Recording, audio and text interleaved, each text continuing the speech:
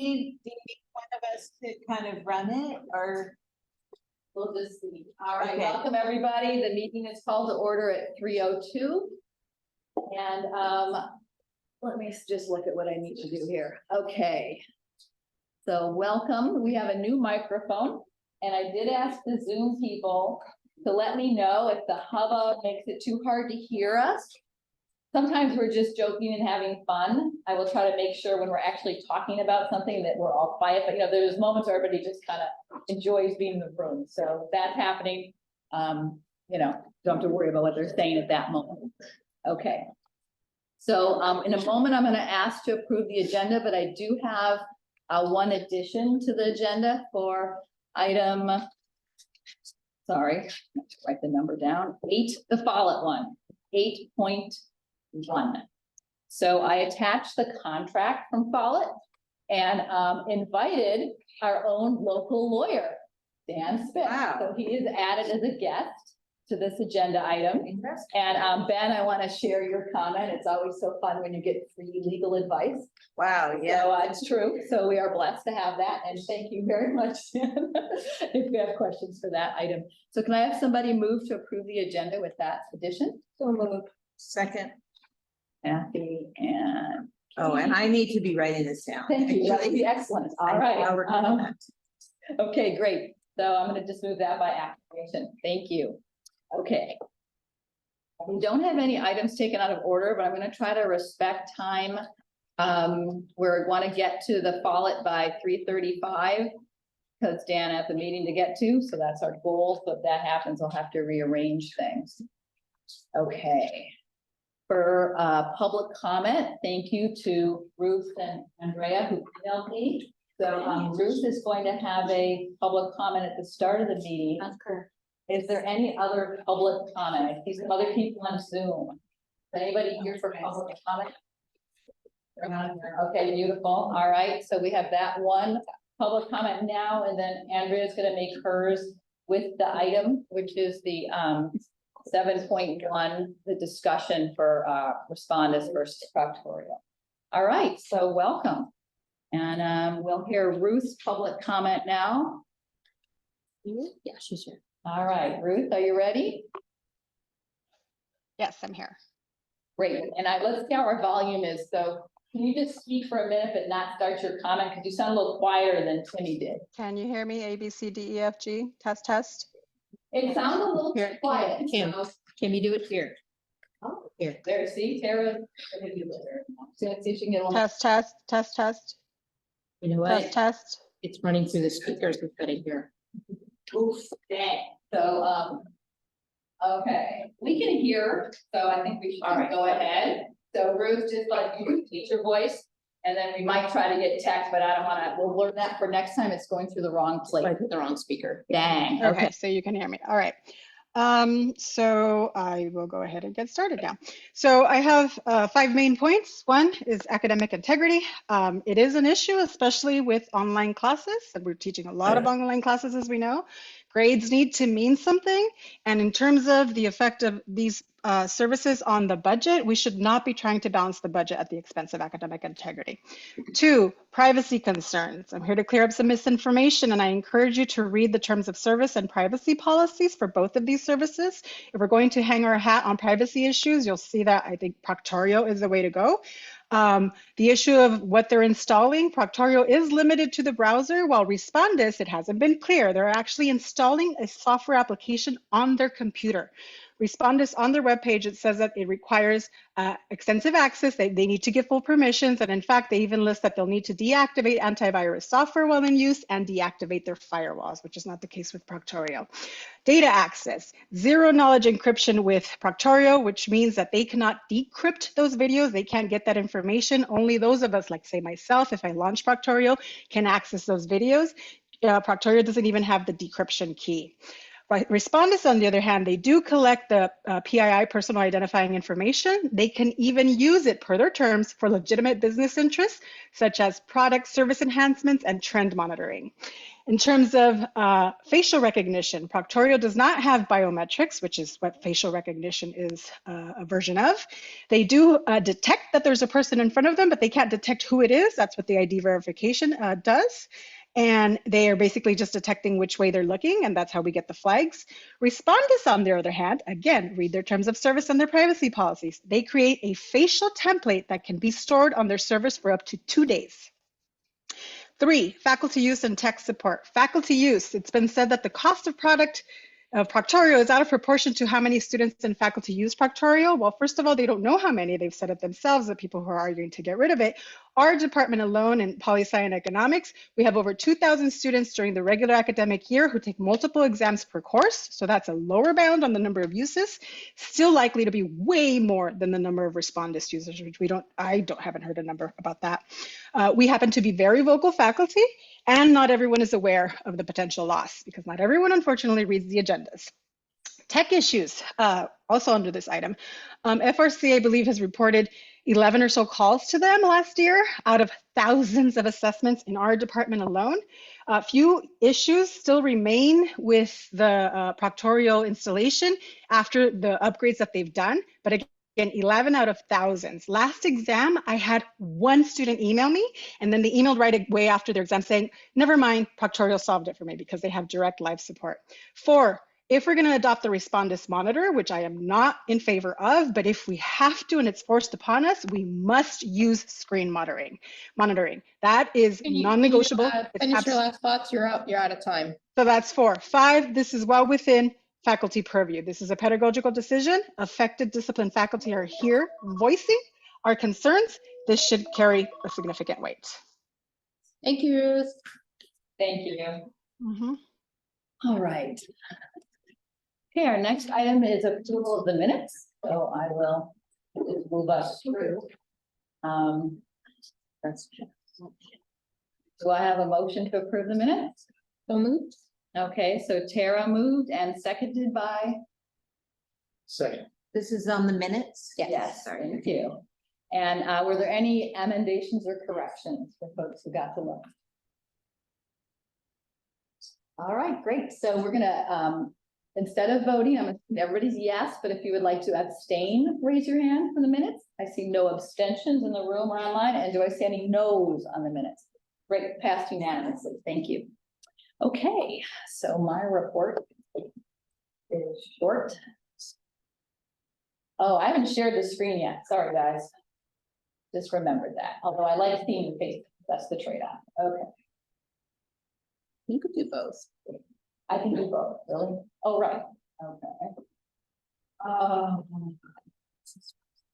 What can I do with this? To change your view. Change my view to what? Gallery. Oh, and just keep, yes, that's what we're looking to do. Yeah, let's make it bigger. See, Kara's so calm, just trying to be in her class. Is it? Just drag on the bottom of the box, make it larger. Oh, you mean like do it annually? Yes. Oh. Oh, yeah. You almost got it. All right. Very hard to Did do. it for me, there's a button you can press too, but sorry, guys, I will get better at this, maybe. There we go. All right, I swear there's a thing we can do. All right, if anybody wants to come up and we're trying to make that bigger, but we can see it fairly well. I'll try it again when I'm not talking. Okay. So you can see the screen now, right? Can I get a thumbs up from Tommy or Trisha? Can you see that? Yeah, thank you. All right, wonderful. So I just have 2 things and then a really joyful thing at the end for Margarita. But first of all, from CPC yesterday, we are going to have a partnership resource team visit. This has come up before at CBC, but Erica fully launched it at CBC yesterday.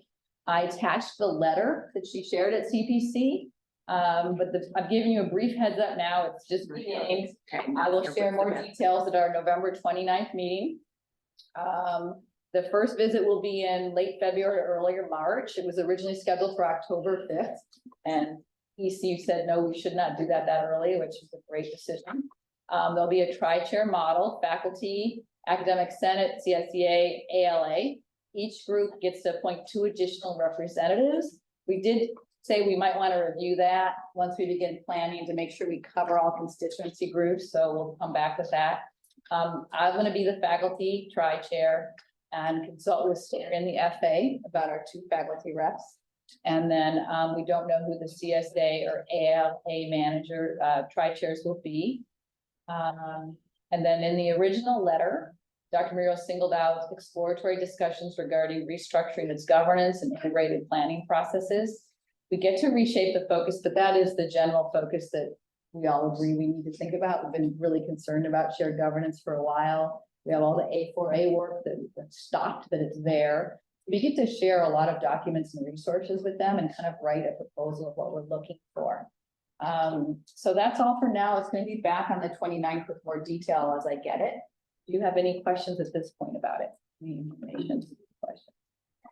Okay, great. My second item is, I hope we don't meet during finals week. Okay, Good. so that's on all of us, but hold the date and it'll be really fun when I cancel it, okay? But unless something terrible happens, we will not need it. I've been making sure to work with people who know they have things that need to be done for fall. Okay, so then this is the thank you and goodbye to Margarita moment. This is her last meeting with us. So I have some gifts from all of us. And a card is going around that if you still need to sign, you can give it to her at the end. She's not leaving until the end. So that's how, this is all I can handle. So there's 2 books, B as our resident expert on child development and 3-year-old, of course, experience and expertise, recommended hands-on books. But there's a gift receipt, but you don't click. But I think they are pretty marvelous. Like lots of things to do.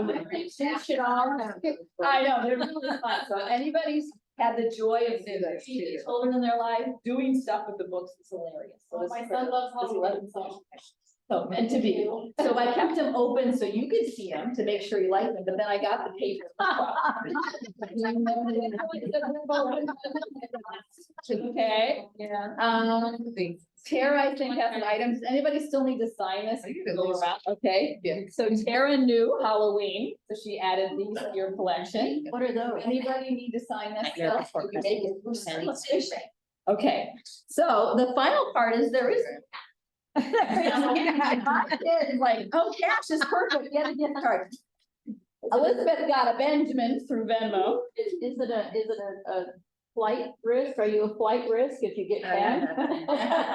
So I happen to know you're taking Mateus to Disneyland for his birthday next week, and this could get him some really great merch. So remember.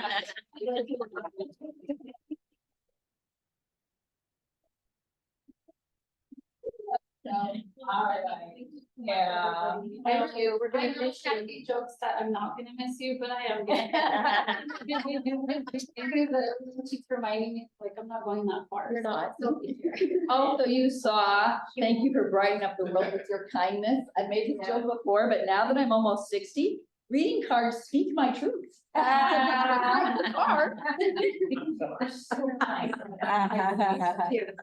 so sweet, thank you. And tell us where you are, right? You're gonna be on campus, so we can visit, I'm gonna be like, upstairs in on the I admin. guess is the upstairs admin building Yeah. where the nursing programs are, and I'll be primarily helping students, so I'm really excited about that. Nice. But I'll also be assisting all the directors with the different programs that they run, and I'm very excited about that. But I will definitely. Yes, congratulations. Yeah, good job. Wish you were full time with us.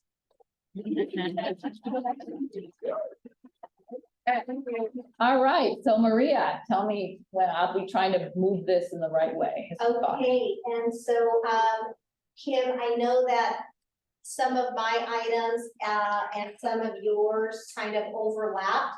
So I believe, Kim went ahead and listed those or flagged the items that are already on today's agenda. So should I just skip those for, in the Yes. interest of time? Yes, but then. Okay. Slow down, like. Yeah, I have a timing session, so. Okay, so I'm skipping through the first, the first 2, I believe. Yes, And so I just wanted to, I'm in the one, okay, yes, spring 24 enrollment, super early, in terms of registration. I think I just was curious last week. and clicked on the daily enrollments dashboard in Tableau just to see if it was capturing our enrollments right after Priority Red started. And for I think the first time in a while, I saw that there were more enrollments in face-to-face modality than in definitely hybrid, but compared to online. And I just got excited about that, and I like sharing visuals, so I just thought, you know what, I'm just gonna include that in my report, and so I did that. It doesn't mean anything at this point, it's super early, but it meant something that day, and so I'm just sharing. No conclusions, absolutely no conclusions from that, just sharing. Then I wanted to share with you that for the 23-24 academic year, we are projecting the following credits and enrollments. It's basically a flat projection. We are expecting to generate the same number of FTEs that we did so a year ago.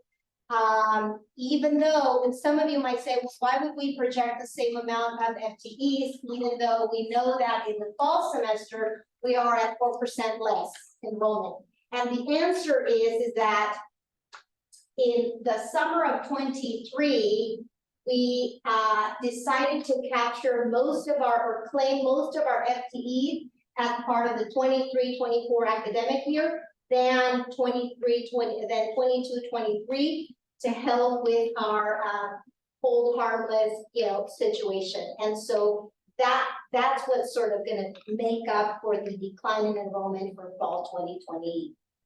So that makes sense. So basically projecting flat, which for credit means somewhere between 9,600, 9,500, and 98. This does not include non-credit, so please don't panic about not meeting the 10,000 or middle-sized college. This is only for credit. Along with non-credit, we've also looked at their projections, and so we are going to continue being a mid-sized college for next year, at least for one more year. So that's what we're projecting as of today. Just another invitation to the Brown Bag Series conversation. We have one last one set up for this fall, and that's on November 17th, as you all know. I promised I would bring final fall numbers to you. We were looking at somewhere between 14 and 15 above bond. Turns out we're closer to 16, in fact, very close to 16 above bond for this year. Someone asked, what does that mean in terms of budget, in terms of money above what we're already receiving? And so this basically means $1.6 million additional per year that we're spending above our ongoing funds. So What? People can't. I'm sorry, I'm getting a note that you guys can't see the screen. You're sharing the wrong screen. Here, I'll take care of it. It's blank.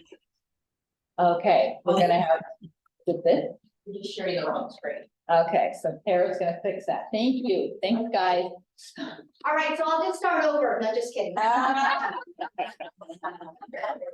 Okay, Envision Fund update. We continue to meet.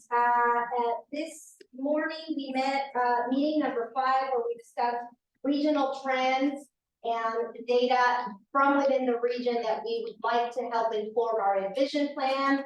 That's happening. Dual enrollment meeting. Everyone should have received a calendar invite from Student Affairs for November 13th. That's Monday. Faculty are being invited, department chairs are being invited from 8 to 10. The session is actually from 8 to 1, but there is a component there specifically for department chairs 8 to 10. Please try to attend and RSVP if possible. It's important for food and for setting up and structuring breakout sessions with other folks. So please do make sure that you RSVP. And Maria, let me just highlight, I did get to hear back. Thanks so much, Paloma and Angelica. All department chairs got an email from Paloma, and the RSVP is a Google Doc, so they can be efficient. So if you don't have that, email Becky or Paloma or me. We all have it now, so you can get that, and it's by tomorrow. I also just sent out a calendar invite and added the link to that Google form in the calendar invite as well. Ah, perfect. That's the one I was talking about, exactly. Thank you. And so just FYI, I will be sharing some dual enrollment data with the group on Monday, but for those of you who will not be there, I thought you might want to know that we are, of course, increasing our dual enrollments, both total enrollments and of course, number of sections. You can see there a 5-year increase, right, in dual enrollment. And that's all I have for you today. Thank you. I'm so sorry for the Zoom people. This will be attached to the agenda this evening, so you'll be able to see all the details. Paloma, we may eventually get a rhythm, but did you want to make an oral report or a standing report? Sure, and I did send you my written stuff, Kim. I apologize, I sent it around 2:00, so I apologize for That should sending. have been in time, but if I don't. Sending it, I thought my answer you- deadline was 2:30, so. It was, but if So there's the no first thing reply- that I just wanted to report on was the dual enrollment workshop. I won't spend any time because Maria already did a wonderful job explaining that. Please go back and review the email for department chairs. I did, hopefully everyone has also already heard about the registration rally that's scheduled to happen April 19th, 2024. This is geared for our local high school seniors and is really an effort to get students to help students complete all of their steps to enrollment on campus at SBCC, and most importantly, actually have them register for classes before we lose them for summer vacation. So this is absolutely an all hands on deck. Everyone is working really, really hard to make this happen. And it would be wonderful. We welcome instructional faculty to be present, to table at the event, to answer questions about classes, majors, disciplines, that they might have specific information or more, information that can help guide students in the right direction about majors and choices. So we welcome any and all participation there. Can I Just wanted. Thank you for this early of an invitation. I just love putting this in my calendar now, just changes spring, so thank you. Thank you, Kim. Sorry, Just my phone is question on ringing. that. My What real are the phone is ringing. hours for that? Do we know, or is it all day? It's all day. Right now, it's just tentatively planned for all day. I can get the specific hours later. I'm not sure if that answered that question. Yes. Just really quickly, the new orientation that Enrollment Services and all of Student Services has been working to update should be rolled out in a couple of weeks. That is our new student orientation, so keep an eye out for that. One thing that I wanted to make sure was on folks' radar is AB 928. I know everybody's probably heard about AB 928 because it's the CalGETC legislation.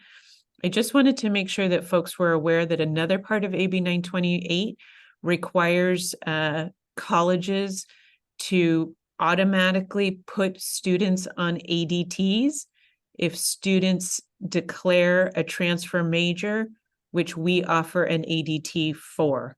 So if a student comes to SBCC and puts on their SBCC application that they want to transfer and that they're a sociology major, we will, as of August 1st, 2024, be required to automatically put that student on the sociology ADT plan. While that sounds great, the implications of that could be challenging. We'll have to change many of our business practices, but a lot of our students don't come to SBCC only planning to transfer to a CSU.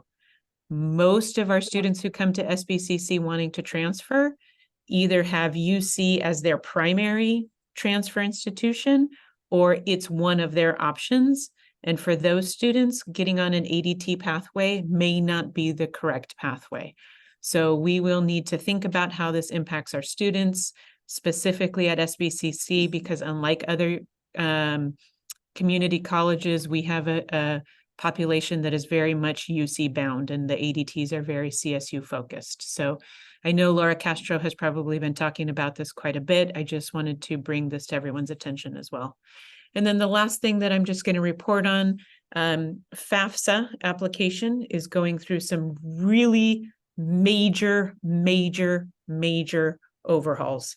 Not only is the application going to change significantly, but so is the way that FAFSA is processed and need is calculated.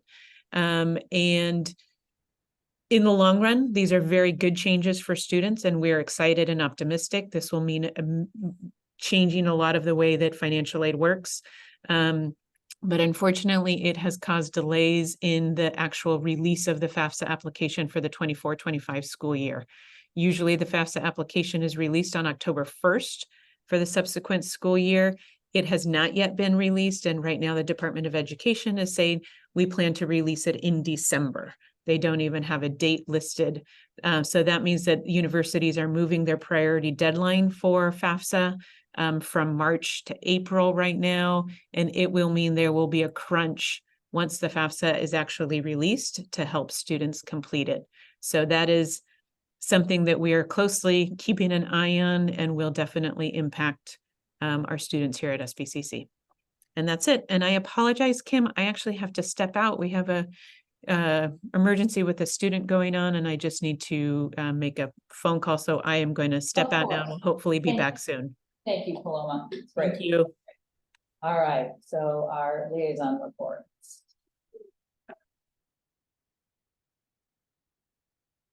So we're agreeing, we're kind of zipping through these, but putting them in front of our eyes so people can make sure they know what's going on, so.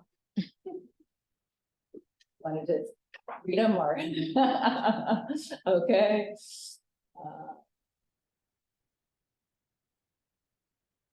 I think people use tutoring, make sure you know what's going on with that, okay? D for yours, mentioning.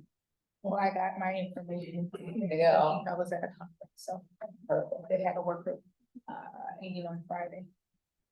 Perfect, okay, all right, so we're done, okay. Oh, I'm sorry, I did post mine, but I don't know where they are. Oh, Cause I think that's down at the bottom. do you put it at the bottom instead of the top? Well, just cause I thought that was the date Okay. that I was seeing. Oh, are you guys all down here?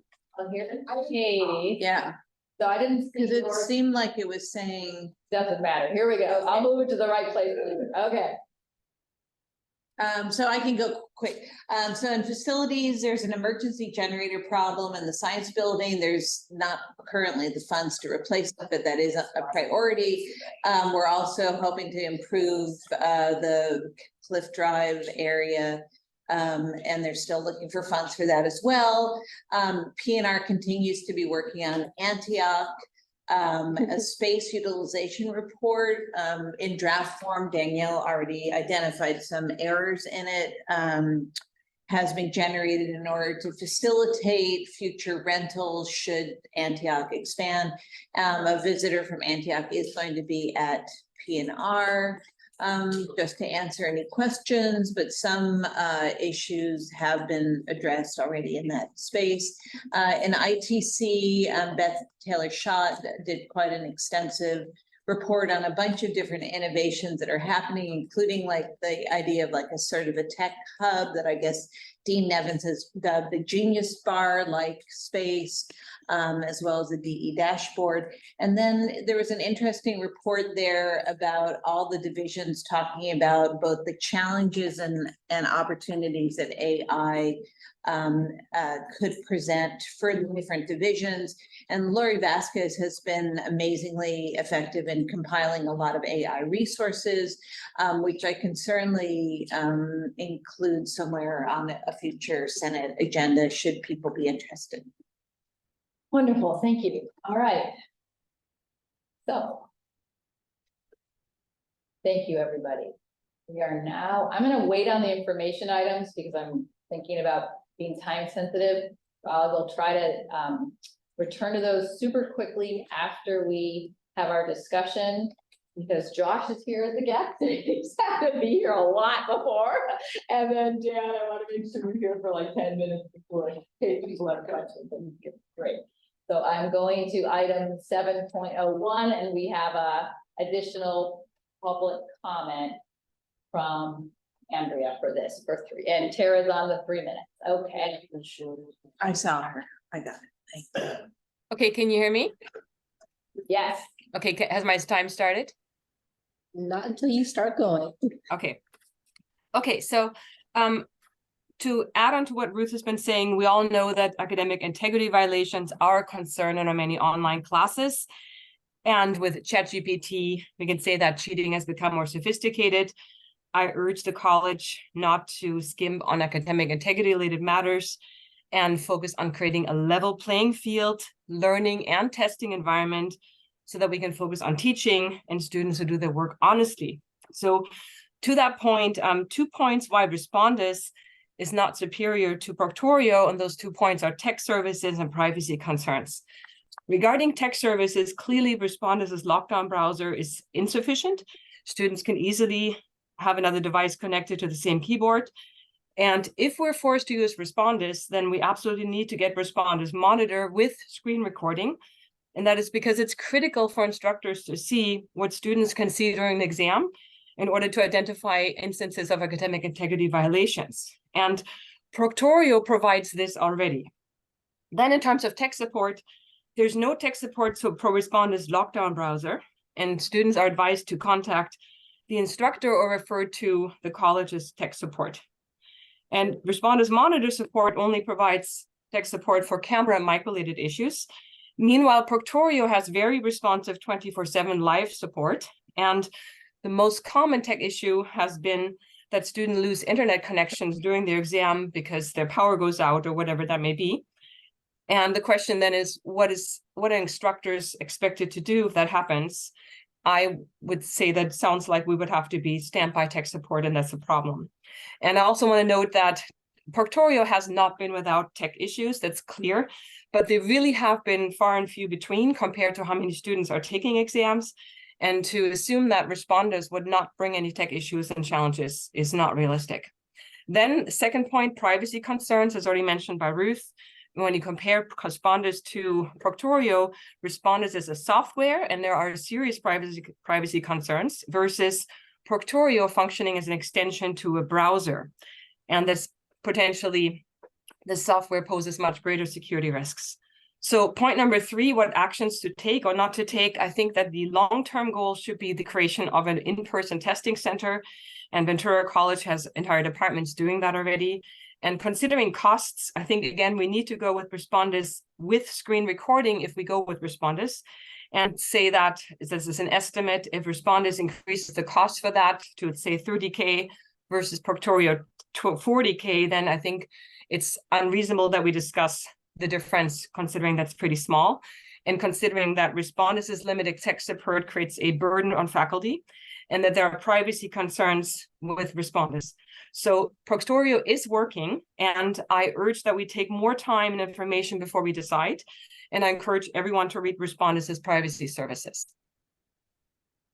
Thank you, Andrea. Okay.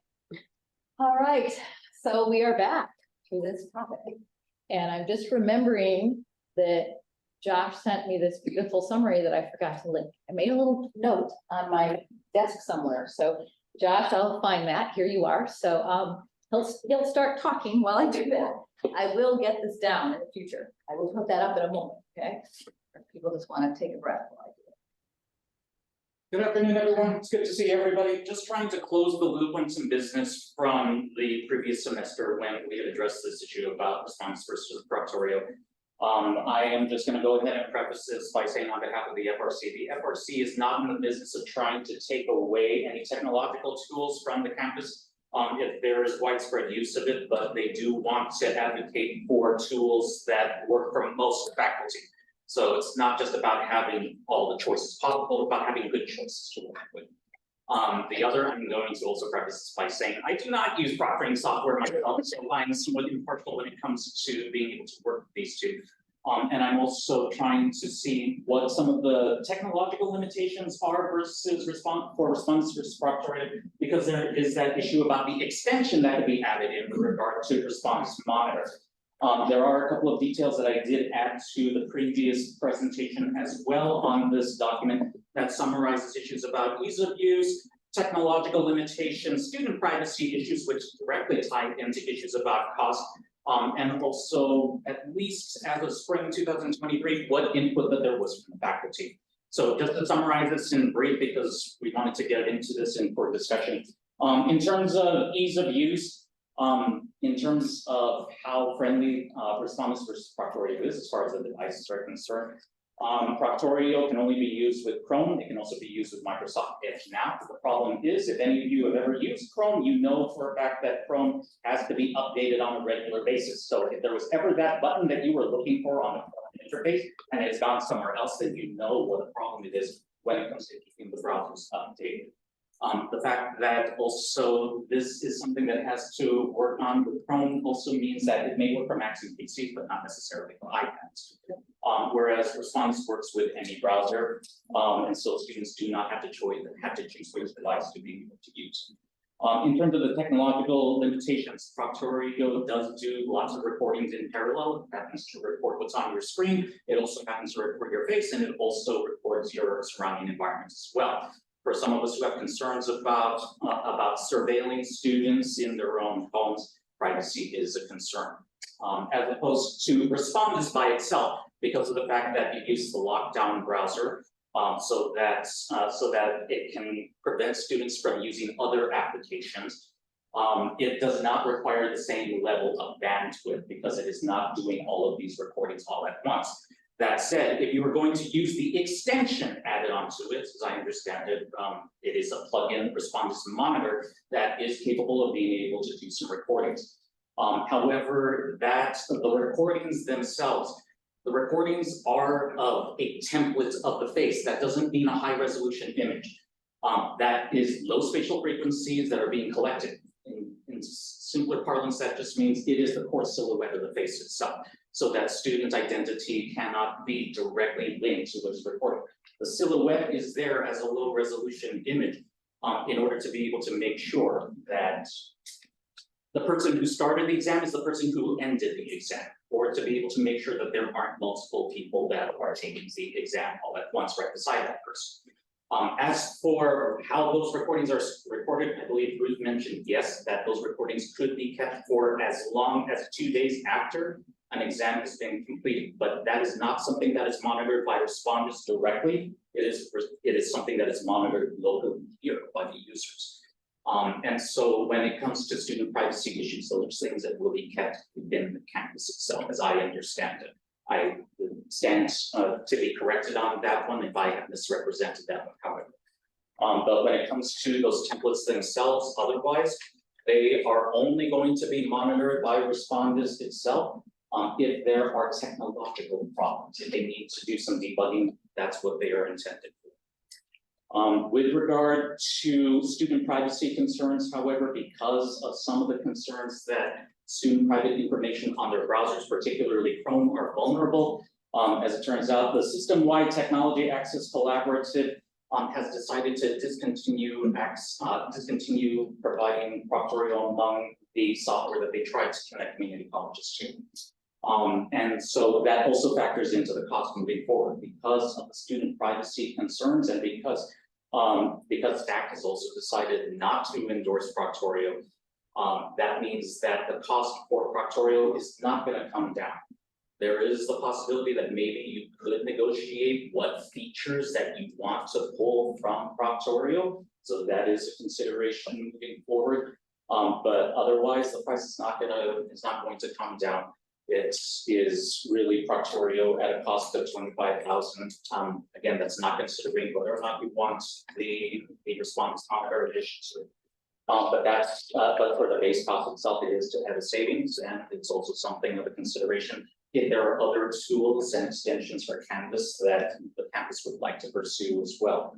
And as for faculty use, on a cautionary note, this is information from faculty usage, for which we got some qualitative data that was of spring 2023. If that has grown, we should try to examine that. But otherwise, the concern that faculty have with regard to the continued use of Proctorio, yes, to be able to try to preserve academic integrity. One of the biggest concerns is ChatGPT, although there are other solutions around that. I don't think that telling students under no circumstances will you use an AI is going to work for us moving forward, because of the fact that the detectors themselves are not particularly helpful at being able to prevent cheating with ChatGPT. or any other sophisticated AIs. We have to start readdressing how we teach students and how we address writing rather than to try to stop students from using AI, because frankly, they're already using AIs. As for other solutions, every discipline is different. That's why if there is an opportunity, as Andrea had suggested, to try to address whether or not in-person proctoring is a possibility, or proctoring by proxy at other institutions if students are working at a distance, that is something that we should explore. But I don't think that simply monitoring people as to whether or not they're going to use it is going to be a solution in the long run. Otherwise, the biggest concerns are because of no student privacy issues. There are concerns that students may actually drop a course in favor of another course, or at another institution entirely if they find that Proctorio is the system that they are going to use. We're going to lose students as a result. Those were the summary comments from Boyd as they stood as of spring 2023. Turn it over to you. So I'm gonna be controlling with time. So if you have questions for Josh, we'll do that now. And then I'm gonna hold our discussion and I'm hoping, can you stay past Dan with the contract? I don't wanna do that with your time again. Can I? Would you be able to stay or should they ask you questions now? I can stay. If there are any technical issues, I can always bring that to Coy. Right, Also on the understanding, I'm jumping into this conversation. sure, It yeah. was Coy under Kim's leadership. Right, that so began maybe this. I'm the one who gets to do some of We the do, questions. we do have Kathy O'Connor as well. She's really been part of this Right. conversation too, but I will be trying to either answer those questions or I'll be able to. Perfect, but you're okay waiting another 10 minutes. Perfect, all right. So Dan got to read the contract. I don't know if anybody else did. I printed it. So we're moving to item, yeah, it's long. So we're moving to the contract while Dan is here because he has to leave by 3:55 about. I do want to remind everybody, we spent a lot of time raising really important questions. We got great help from Corey and Guire to do that. We had the webinar. So this summary here reminds us that the contract is happening. It's on the board agenda for tomorrow. No change for spring. There should be little change that we notice, but every contract is unique. We have this chance to end the contract within 120 days. Student data is protected. There are two choices that emerged from me for the webinar, and we'll come back to that. But the questions that I was wondering for Dan, I didn't get to read it. So did you see anything about like guaranteed profit things or this kind of stuff in this contract? Feel free to be over here. I think just closer to the mics would be nicer. So when they're coming to the table, you could sit next to me. So.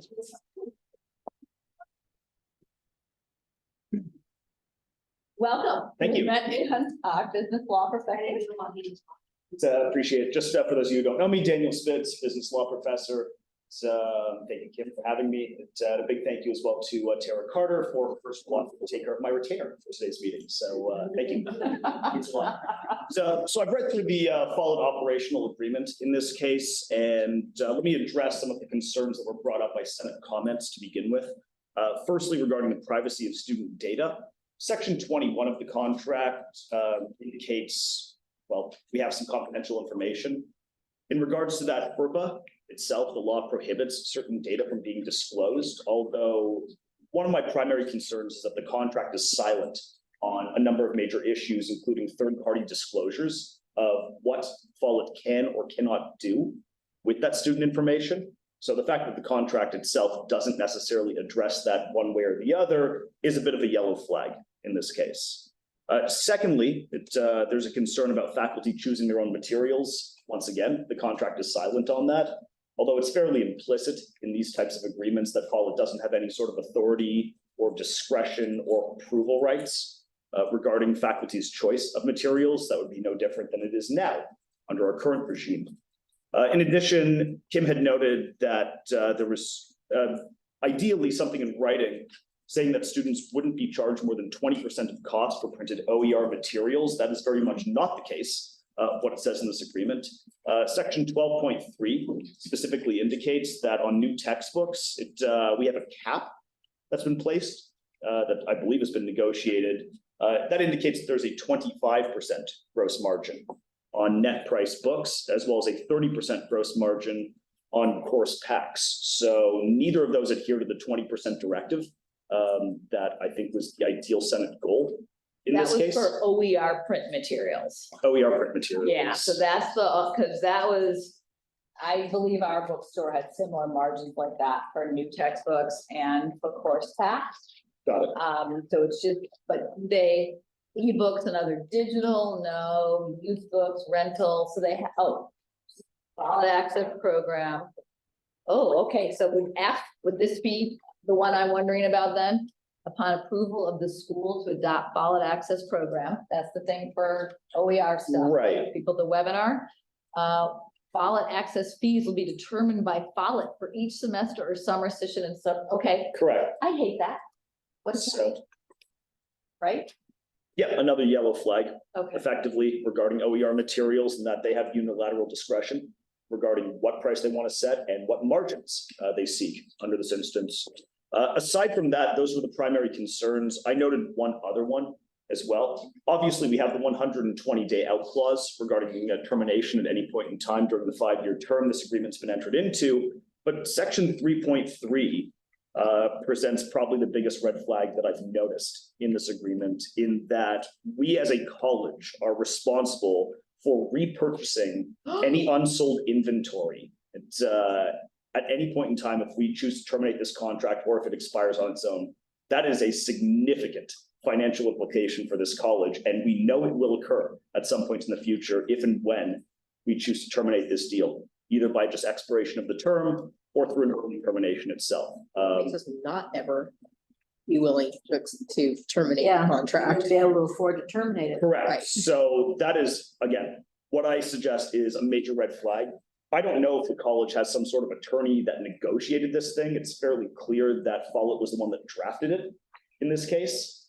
Including not knowing the name of our college. Yeah, that's not ideal, not fatal in any sense, but those are some of the primary concerns. Is that do you think that that is a standard kind of policy that these that places have? I think that contracts of these nature have gives, and unless we're willing to push back on it, I think that's their initial approach to these things. I think that Follett has gives on their end, but we need to know to ask for it. Which is why we asked you to come. This is what I do. So, yeah, I mean, I would seriously recommend a thorough red line of this deal on behalf of the college by any sort of qualified attorney in this case, because it is one-sided on some of these issues, especially with the textbook buyback. And this contract was drafted by them, so it's going to be tilted in their favor regarding some pretty material terms. All right, I assume nobody else like went over with a fine tooth comb and has any questions. That was, yeah, we're busy, but this is, I have so is this going before the board for approval, the contract as currently written? correct. This is it. Tomorrow. So this is, we weren't given more time. I asked for it. I was concerned at the webinar that Brian seemed to have had a long-standing relationship with Follett. And I again raised the question, like, were there competitive bids? Did they approach other companies like this? Like, I felt like the webinar was very managed in terms of questions. And then given Dan's look at this contract, it really, I feel like we're being pushed and rushed along in a way that could be really damaging to the college financially, even though it's being framed as this cost savings. I will say there was this, because it's spread across so many community colleges, it's sort of considered, it's not like you do competitive bids, like there's enough evidence that that's their take on it, that this, you kind of don't have to do when something's so widely used, it's sort of, you don't always necessarily go to competitive bids, and you can still get decent terms. I'm guessing that thing about the the whatever, the unsold stock, it's standard. But that would be something we have the individual right to push back. So I will have a decision based on this discussion. If I bring that to my report tomorrow and ask the board to, hold that, to question that, what is that topic? Yeah, section 3.3. Yeah. So just sort of rendering a global legal opinion on this. I can't give you a recommendation to sign this agreement in its current. So there's a hand from Roosevelt. Thank you, Tara. Roosevelt, can you hear me? Yeah. I can hear you. Thank you. I'm very concerned about this. I don't think it's serving the college or the students well. I think it also is a strike against faculty. It leads to lack of academic freedom. They seem to be wanting total control over us. Personally, and I probably shouldn't say my personal thoughts, but basically it seems like just because everyone else is doing it, that's okay for us. I don't agree with this at all. I think the contract is very flawed. Okay, thank you. Again, Tara's gonna be watching, but if anyone else raises a hand and we don't notice, you can just turn on your mic and yell. All right, any other, I wanna make sure if you have any other questions of Dan, he has a meeting at 4, so he's gonna be leaving. And then we're gonna cycle back to Proctorio respondents and finish that, and then we'll come back to this. And we have one more discussion item, so thanks for your patience, but I'm trying to honor guests and their timeline. Any other questions for Dan? Yes. I got a little lost in the OER part because OER materials were supposed to be free. And it sounded like you said something about they can manage the cost of OER materials. Correct. For printing. So Printing them. I will show you the provision right here that I'm referring to. Just circle it for you. Well, in this case, it's just, it indicates that Follett has essentially final say over what is charged and what their margins are. And it's by But their semester. profit margins are good. And at the webinar, Mary, she's got that great, Mary Perry said it would be 10 to 20%. And we explicitly asked for that to be in the contract. Because OER is a big. So they said Follett Access can find us more OER materials. Yay, let's check it out. Would love, I asked, Lori's talking to them about just, accessibility issues. I asked her to ask, can we get like a trial run to experiment with it? So we did explicitly ask this at the webinar and they said 10 to 20%. I mean, she literally said that. And it's just opening up on the other screen. Thank you. She's so nice. Trying to open the contract and share it, and apparently it's opening on this screen, so let's see if I can send it over. No, You can. I can't do it. Kara's gonna do it again for me, and someday I'll learn this, but it's too much pressure, this is making me. Lori has her hand up. Huh? Lori? Oh, Just yeah, let you Lori, know. hello. Just to let you know, I sent you a link to the Faculty Discover information, and then I also sent Mary an email regarding access based on what you asked. Beautiful. Okay, awesome. Live, we've had to do this all very quickly. So thank you for that speedy recognizance. So one more question, Dan. On the rental books, is our policy now the same as this? Where they base the rental fee on the percentage of the retail selling price? That I'm not currently aware of in this case. I'm not sure how our bookstore manages those issues. I do think it's important to say soon, I can't make this bigger, the bookstore's losing $200,000 to $300,000 a year. So if we don't do this, we have no books here. Because we can't keep paying that in the budget crisis. So I understand concerns. But I understand the board needing to save this money. So I think this is why we're doing this. We're trusting, we're saying, okay, then we can negotiate these things. So I'm trying to find. It's tiny font and. Bless you, all right, take the village. Just trying to find the OER one. Because that bothers me, because we made a point of, It's 12.3F. I should have done a search, but I didn't. Here it is, okay. Because we asked about that at the webinar, and we spent a lot of time on that. So it's worrisome it didn't end up in the contract. Yeah, so upon approval of the school to adopt folic acid program fees will be determined by folic for each semester or summer session and submitted to the school. That is not what they said, and that to me is the biggest, in addition to the other one, that damages a really big red flag, because we had a webinar and we shared in good faith our concerns, and we were told by the VP that that's what they do. Okay, so, again, before Dan leaves, any last questions? Well, I guess given the $200,000 to $300,000 per year, that is a compelling incentive to try to offload this difficult situation in the budget. So I guess the question is, given the yellow and red flags that you guys have pointed out, presumably it's not too late to bring up those points and try to renegotiate. Haven't signed it. Contract, right? So Haven't signed it yet.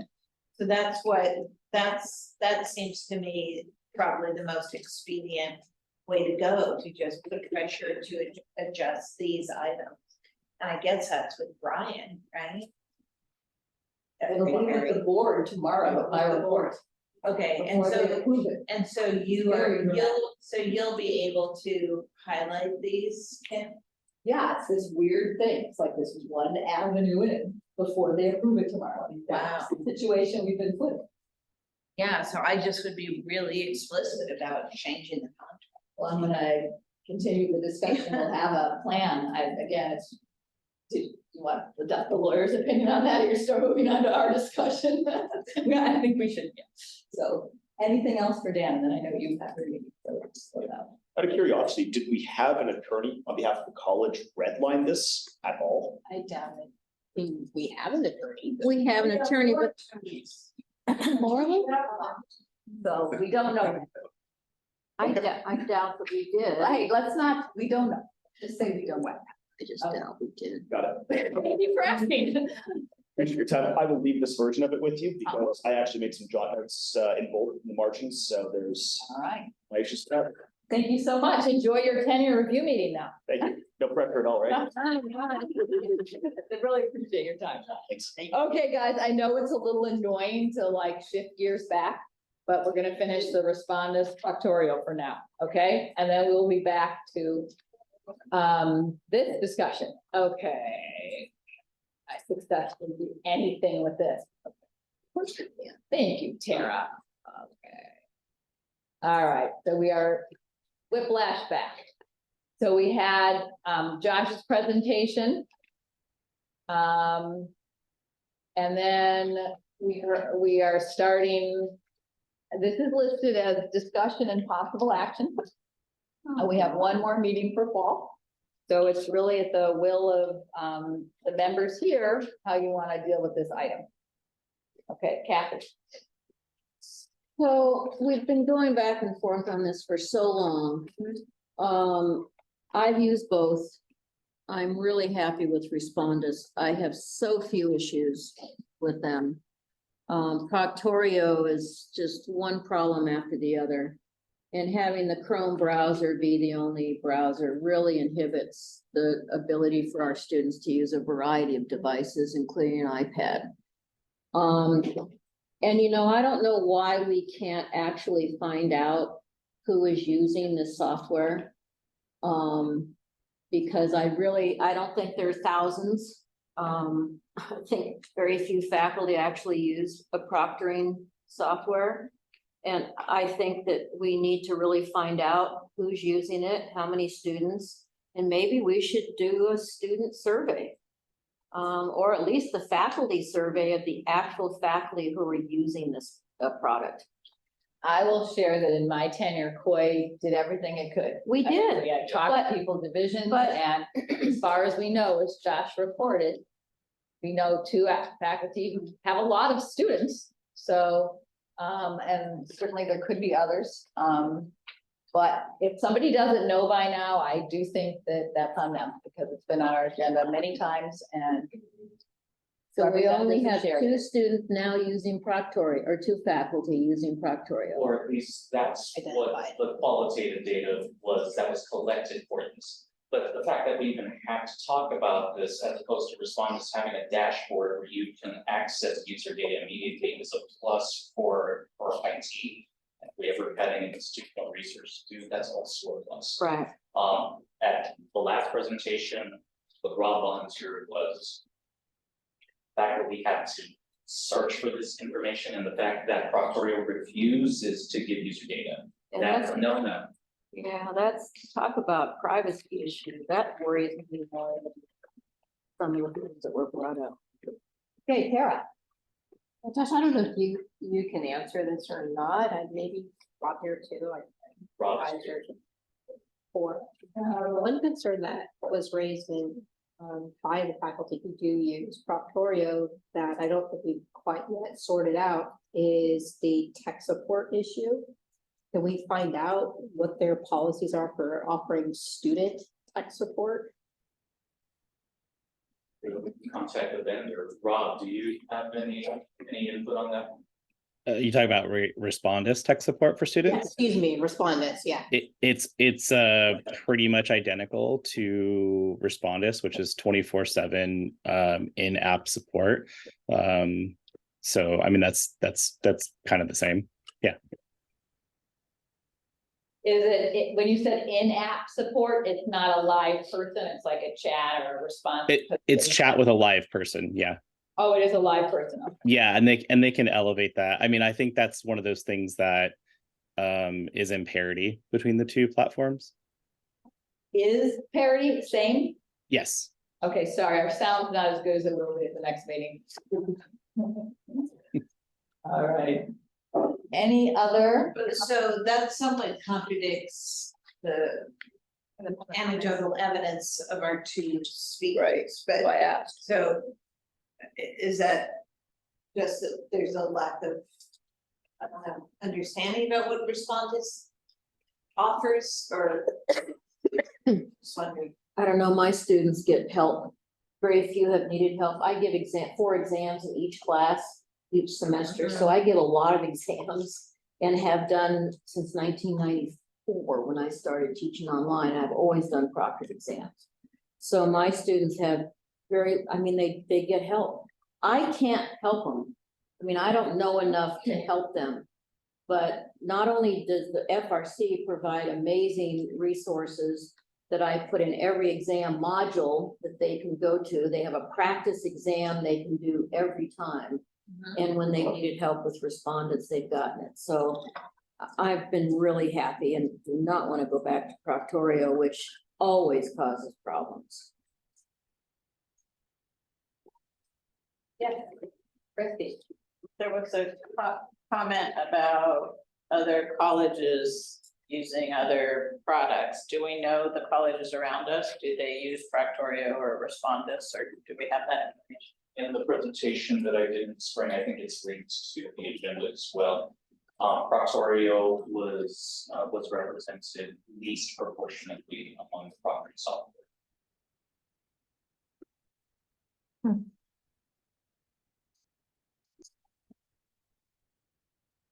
All right, so we have a decision to make if we want to bring this back for action on the 29th or move it to an action item today.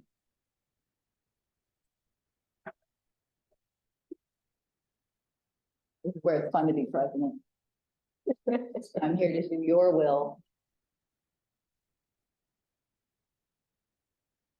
I'm wondering, I don't use proctoring software, but because my division does and people feel strongly about it, can we push it for one more meeting? Just so if there seems to be a sense amongst social science faculty that let's respond to stuff may not be accurate in terms of a report and then what they said about Proctorio may or may not be accurate. We just give me a little time to talk to my division. I Unless could- somebody makes a motion and then Yeah. it passes, right? Yeah, Yes, just but you're because- requesting the request to wait till Just it's. to wait, because I was not on Senate last year when this discussion was happening, and so it would just be helpful to me. Sure. Um, That's why I wanted to be sure to get it on this meeting, so we did have one more this fall. Yes, Elizabeth. First question, have the people that want proctorio, have they tried responding? I don't know. That's what I'm saying, could you Yeah. find out? I don't know. That's the first thing, like, Yeah. like I get it, like I understand the concern and stuff, but I'm just wondering if they've tried it. Yes. And, oh, They have, Yes. okay. okay, so they still have these concerns after it's done. So two things. One, if there is going to be this transition from proctorio to response, the FRC is standing by to be able to help faculty with that transition. And two, for those that have test piloted respondents who have previously used proctorio, their sentiment is response was easier to use. They are happy with using response. Right, but I kind of meant Andrea. They just meant the people who want to get proctorio. Yeah, those, okay. Yeah, that was the point. And then my other question is, I think when we talked about this last time, no one had brought up that it was possible to buy respondents with screen recording. That's the first time I heard of that option. Is that accurate? It's an extension that you can. You can purchase that. Okay, that's a possibility. And do we know the cost of that? They said $10,000 more. Extra? Because they said, I mean, I think it was Andrea who said it would be a $10,000 difference then between proctorio and respondus with the additional attachments. Okay, so we should get that information later, like we get the pricing on it, because to be sure, what it would be. Rob, you don't know offhand about that price, right? For adding the recording. I see that you guys don't recommend it, because you don't think it's necessary. I don't understand. The 25K that you see there is includes Respondus Monitor. Oh, it does. Yeah, and so this is Respondus is constantly changing their and updating their software. So as of September, maybe August, they now have desktop recording inside of Respondus, which is the one feature that was kind of missing, and that's no additional cost. No additional cost. Zero. Great. Okay, Timmy, I'm sorry if your hand's been up for a while. No worries. I'm just trying to get clarification. When you say we're putting it up for a vote, is the decision made of which one we're going with based off of our decision? Is that the? The Senate has been asked to vote on which one. Because it's, faculty pedagogical tools. And it's on our agenda for discussion, which we're doing. It's listed as possible action because we did have we had it on the agenda twice in the spring. However, the senator from the division who had public comment requested we wait till the 29th, and then it would be on the agenda for an action item for the next meeting. So at this point, we are still just discussing it. There's been no motion to move it to action. Okay. All right. Another way of framing it is if we are supporting COI's recommendation. Thank you. That's the way to frame it. Thank you, Kara. I like in kind of reversing my thinking on this, given Danielle's pointing, I would like to make a motion to defer this decision to put it to action to the next meeting. Okay, you don't need need that. to- It's not an action item. Oh, Okay, so we don't need that. Vote against if somebody else wanted to move it to action. Correct. Right now, it's just still in discussion. Okay, good. All right. Any other discussion about this item? At this time. But would the Senate feel comfortable if we took this back to COI again? For another discussion where there can be more? Why? Well, I'm just trying to find a way that you'd feel okay about the decision that's being made. COI has made this decision. I think for the last 3 or 4 years, we've been having the same discussion, but if you would like COI to have it on their agenda again, Josh, we would probably throw it out there again, right? We can revisit the same discussion points to see if there's anything more. There is the privacy statement for Respondus Monitor that we can review together. I would certainly be open to that as well.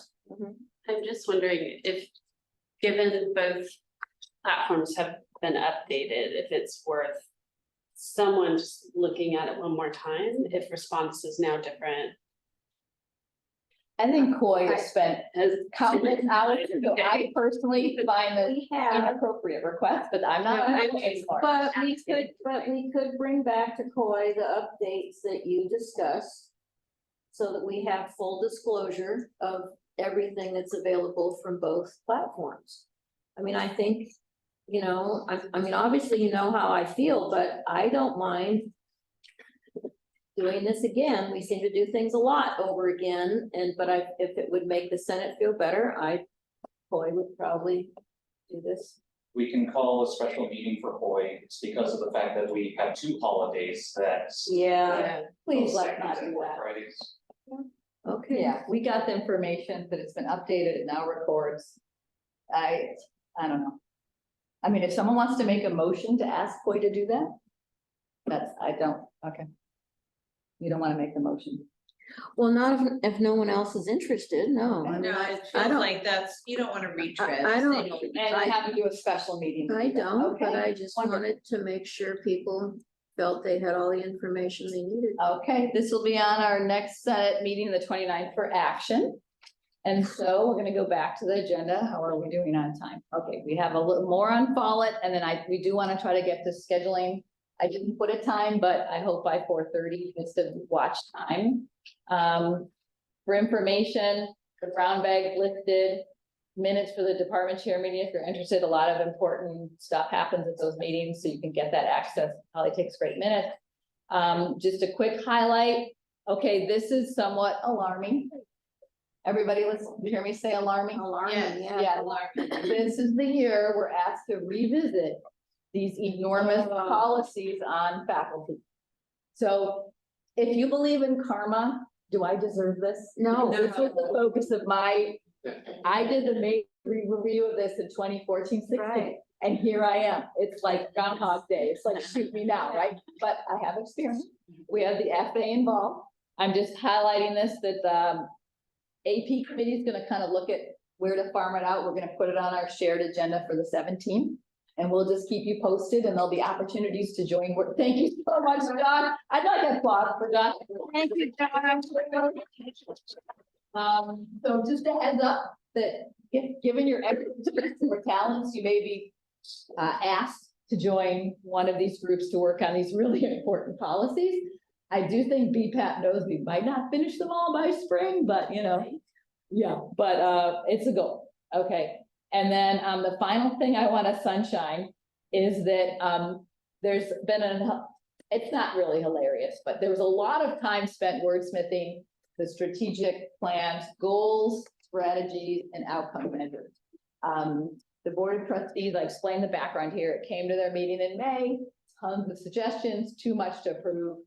Summer and fall, we had 3 academic presidents be on that group, 2 college presidents. So it's finished. It doesn't really look like the content has not changed, except like maybe one thing about carbon emissions, which, was discussed.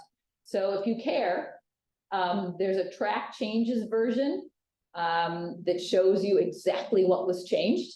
So you can look it over, but it is here for an information item because it's been through everything and it hasn't really changed content. And it's a pretty broad blueprint. We're going to carry out these goals in the program review level, the educational vision plan level, the facilities plan level. So many other plans will carry out the specifics, but I wanted you to see that. And I do think it is worth reviewing at some point, any group you're on that deals with plans, and realize it'll be showing up in your program review life someday in the future.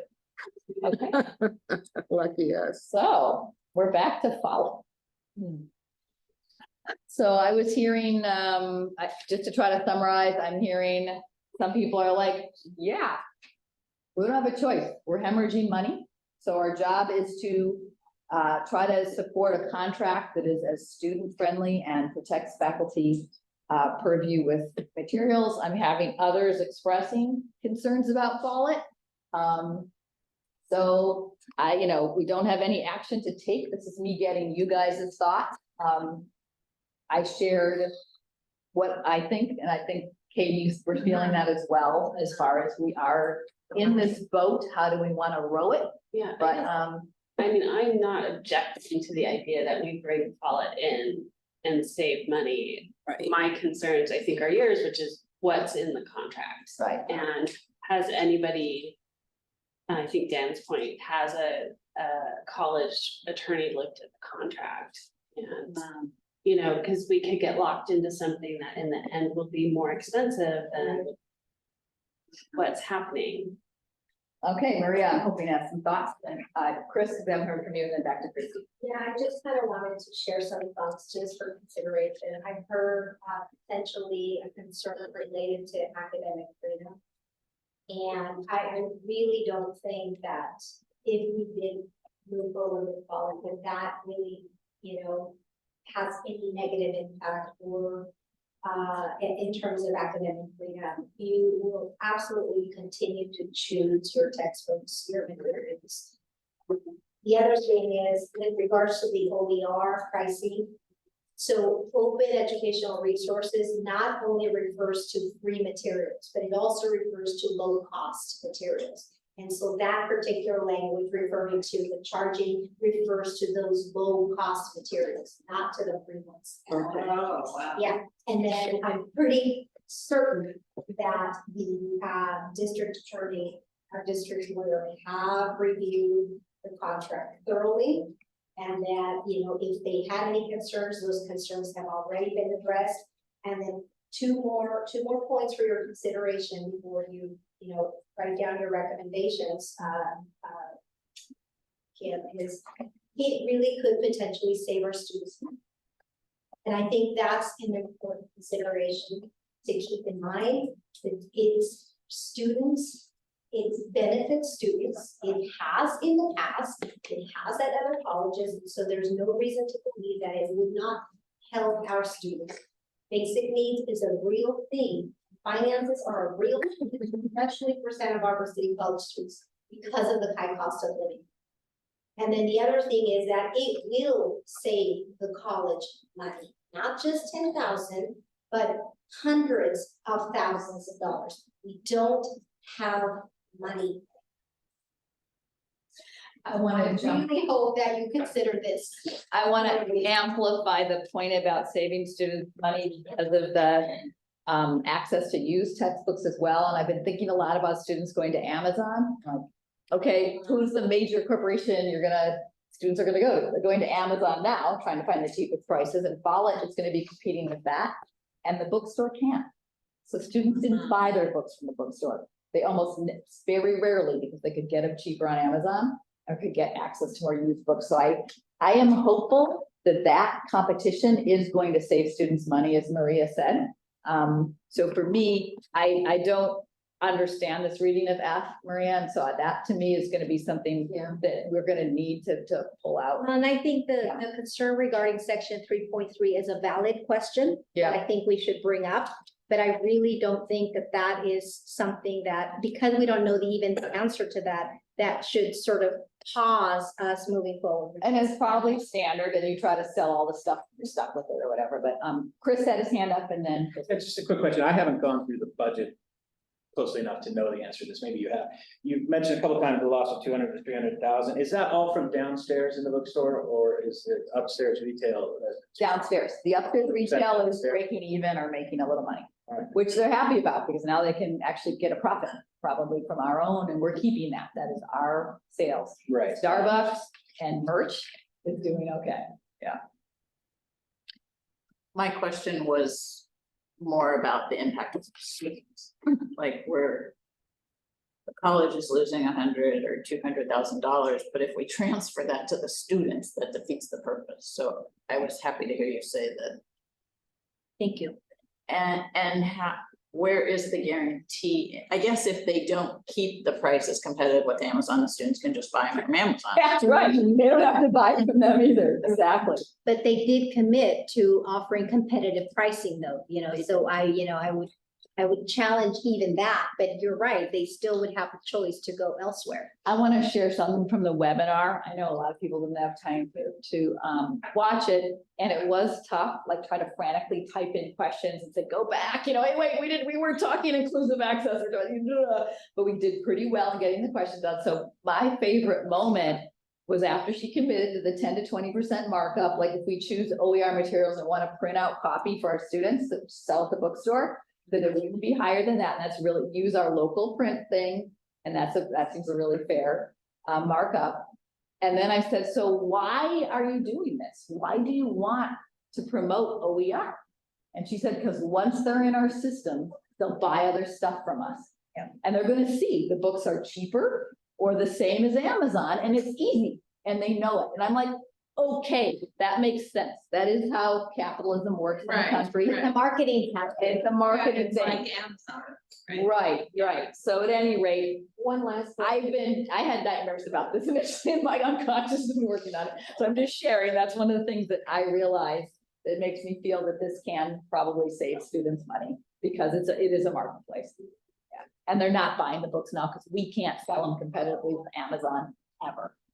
Okay, was there another hand? Just quickly, I mean, I don't know if any of you asked your publishers the books that you purchase now, have they had any experience with Follett? And I did ask my publisher, I haven't gotten a response yet, but I'm just wondering what the publishers are feeling, because I do use a textbook with an online support thing, and I don't want them to mark it up any more than what the textbook company tells them. I mean, you know, they do what the textbook company says, they don't mark it up.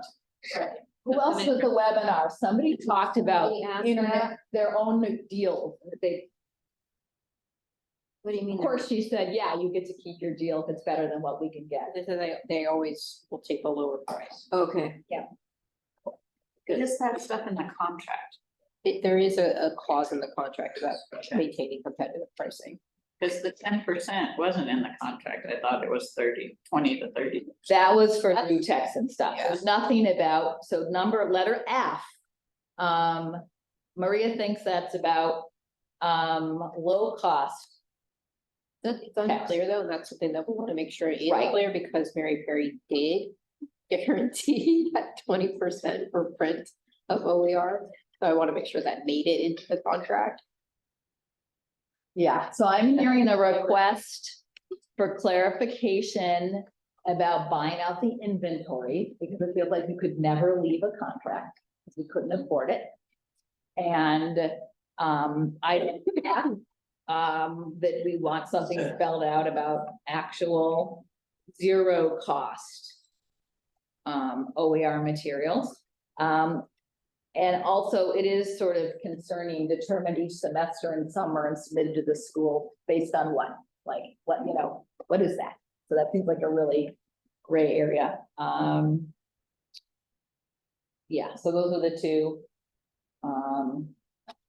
big ones. And then again, choose your material that's silent, but that's standard, so I'm not worried about that. If we suddenly couldn't choose our materials, things would blow up really quickly, so that's not gonna happen. Yeah. Can I just add here too, and it might be a conversation for a future meeting. I know it's one that a curriculum committee will have as well. Is that what often happens with companies like Follett and even our own bookstores, they really want to encourage us to use inclusive access because it's guaranteed sales, right? So not saying faculty shouldn't use it, but I think this is a time for us to review again what that means, so that faculty make informed decisions about whether or not they opt for inclusive access. And I want to really highlight that Lori Vasquez made a very good point about inclusive access, is it's not always accessible, right? So you have to do your homework, is what I'm saying. Faculty have to do their homework, and you can get kind of lulled into thinking it's perfect because it says inclusive, but it may not be. Yeah, I agree. We talk about saving students money, and we first heard about this, oh, it's cheaper than the print books, but then you can't get used copy. You can't put an item on reserve at the library, which would make it free for students who don't want to buy it. So we do need to have a better grasp, I think, of that choice, so. Faculty are free to choose what they want to use, but I think all we want to say as a body is know what it is you're choosing. So let's put that on the agenda for either the 29th or we can do it in early spring. We can. Yeah, early spring, yeah. And the 29th is already pretty full. Lori has her hand raised. Yay, thank you, Lori, yes. So if it helps the conversation, I met with Mary Perry this afternoon and the regional manager, Amy Mellinger Watts.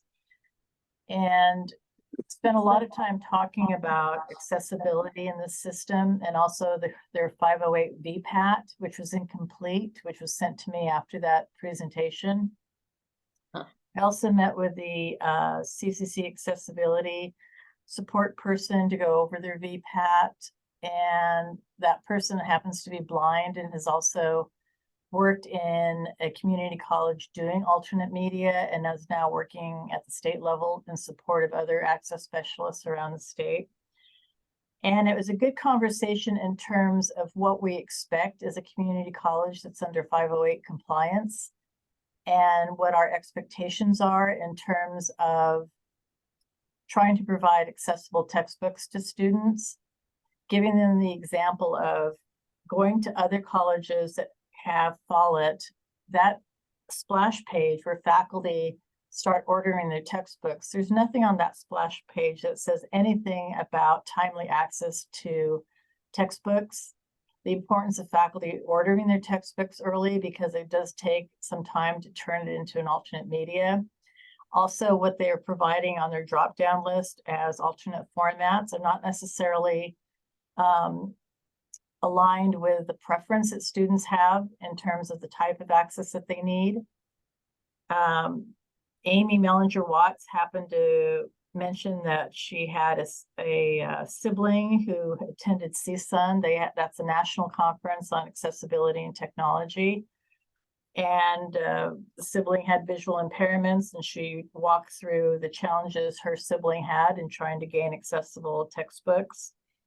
And yeah, it was a long meeting. I think I made my points and I gave them the list of questions from the CCC Accessibility Center. And I said, also, when you provide me with the updated VPAT, make sure you include chapter 3, which talks about the functional criteria in terms of what the system does or what the system allows for students who happen to have different disabilities and how they interact with that system. Also, they need to create a roadmap for anything that may not be accessible now, but it gives us a timeline for when it may be accessible. So Lori, do we do all of this better now? I mean, it's Follett a change, or are they the same as how difficult it is now when we order inclusive access? I'm trying to understand if you feel this is a step backwards, or if it's you guys with me on this question? Or is this just an issue for all inclusive access materials? Did I lose you, Lori? I'm sorry, I can barely hear you, Kim. Oh, I was too far. Now can you hear me a little better? Yes. Okay, my question was, are the issues you're raising coming up more with Follett? Or are these true whenever we order inclusive access materials or any other types of? Both. Follett's a system, a housing system to transport textbooks. Inclusive access, as you know, is of course trying to get the billing up front from students and not allowing them an opportunity to opt out. I think the conversation that Senate needs to have around this, yes, we may be in dire straits budget-wise, but it's all about providing students straightaway access to the educational materials that they need. I've made that point several times with the Follett folks. They get it, they understand it, but they have some homework to do. But is it going to be worse than what we have now? It's different. It's kind of, it reminds me of the Proctorio Respondus conversation. It's technology. You're utilizing technology to go out and talk to publishers about the types of textbooks that they're asking for. Does that help? Yeah, and Tara just said it's apples and oranges. That's enough for me. We're done. Yeah. We just need to go on to our next item. Follett will be back. Oh, Jordan, did you want to say, and then Rosabeth, I see your hand. Roosevelt can go. Okay, Rosabeth. Just real quick, I'm seeing the chat because I'm online, and this is something Rob Brown had said to me before, is these publishers say inclusive access because it's a marketing term. So since Rob didn't raise his hand, I hope I'm not throwing you under the bus, but he has very important information. He says the inclusive access is a marketing term. What it really does is give access to students on day one. They can pay later or opt out and buy the book elsewhere. So when we are told by the publishers that it's inclusive access, my understanding is they still want to charge the students, and it's not really inclusive because it's not the publisher's reputation on the line to make it inclusive. It's us. We need to make it inclusive. Thank you. Did I get that right, Rob? We talked about it before, so I'm gonna move on, but thank you for reminding us. Inclusive access is about getting the materials right away, and we do know about all the issues about that, but it's good to remind us. Okay, is there any other? Yeah, just real quick, and pardon me, I'm new. I want to understand the purview of academics, because as I'm hearing with great passion, and I love the passion in the room, the level of detail of getting into a contract, I'm just wondering, is that the purview of this body to go into every contract? I want to understand, and I wanted to help create a culture in this campus where we trust each other, where we can work with each other in order to make, you know, the student experience the best that it can.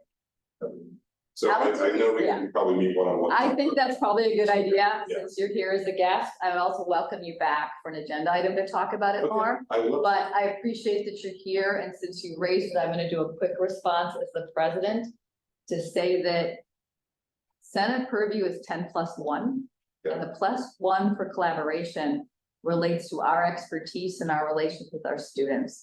So we have people in student support who have important insights about student experience. We have people like Lori, who's an expert. The reason we explicitly went into this contract was because we had 2 faculty reps at our last meeting who worked with a statewide organization about OER materials, who said, faculty, talk about your contract, because Follett negotiates individually with schools, and some schools have ended up in things they don't like. So it was the literal statewide faculty organization that encouraged us to do it. And I hear you so much about wanting to build. I mean, I could almost cry. This means this much to me. People know me, I don't cry easily. Wanting to build this place of trust and collaboration. But Jordan, this is the 3rd time this administration has not shared information with us in advance, and it showed up on a board agenda with serious flaws. And we had to do a ton of extra work and scramble. And it's been really stressful and not how we want to collaborate and work together. So you're on that EC council, you meet without the EC plus, that's like me and other people. And I appreciate your asking that. And I would love to talk more on one-on-one, because to me, this is a real turning point in this college. Absolutely. And thank you. I understand my guess. And I guess my next question is, what is the process in order for you all to be filling? And that's something to think about. So that way we can We know what that is. Okay. And I will come back at another. I want to put you on the agenda and tell us more about your job and your talk. So the 29th might be full, so it might be January, but I love it. Yes. Okay, thank you. Thank you. All right, any last Follett comments for now? I feel like I'm clear on what I'm taking. I summed up before. Are we making money on it? Because it says they pay us like 10% or 11% for the total sales. Do we have an estimated number that we're getting?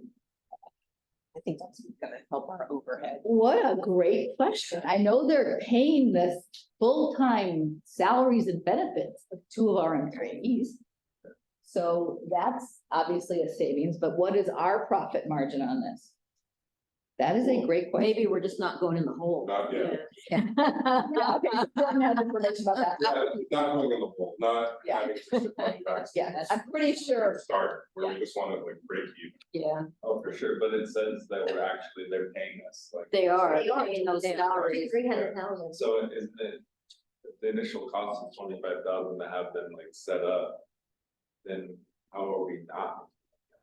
And should there be an estimated, like, there should be a number, right? Like, floating around, like, we're gonna make this much, and that's why this is a great idea. How many students buy it? I think it's usually correlated, it's percentage and it's proportional to what the sales are. Yeah, we have an average sale, I'm sure, like, over the years, right? So. But we don't have that number, okay. Yeah. But it still costs us money, right? Like, if you think about it, because we still gotta operate the bookstore, you still gotta shelve it all, you gotta clean it all, you gotta have people at the cash registers. So I think that's where those And that's profits at least came from. 200 grand. Yeah. So, right, I've been hearing the break even is what's expected. That's all we want. Yeah. From that, then we can make money on the merchant. But if you're spending, 300,000 and then you don't have to spend it. Actually, making Right. Okay, well, thank you. I'm sure this item will be back. We do have two things for spring, which is making that decision of using Follett Access. The Follett Discover software that allows us to browse and order OER materials. So Lori sent me information about the link. I'll share that.